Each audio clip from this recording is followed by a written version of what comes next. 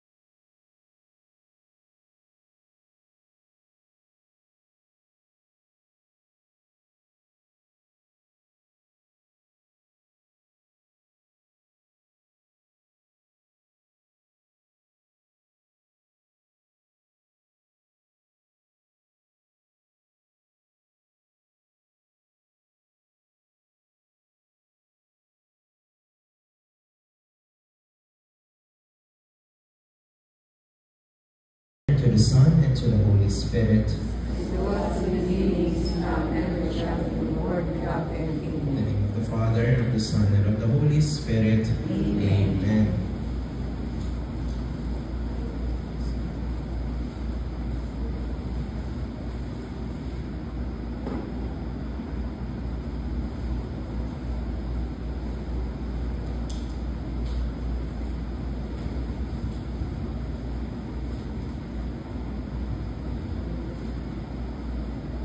Okay, so magandang umaga po sa inyong lahat. Magandang umaga. Nakatulog po ba kayo mabuti kagabi? Hindi po. Matanong ko po, sino po yung nandito din last year? Ayan. Sino po yung nagbigay ng recollection last year sa inyo po? Ay, ako din pala. Ako din. Yung first time po ngayon, sino po ang first time? Majority. Nasaan na yung mga last year? Malis na, umuwi na. Sino po ang mga taga Green Meadows?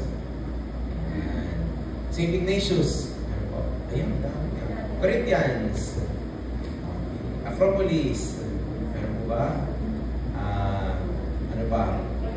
White Plains? Yan, madami. Sino po yung ano ba? May nalimutan po ba ako? Libis. Libis! Yeah. Sino ba? Bagong Bayan. Ako.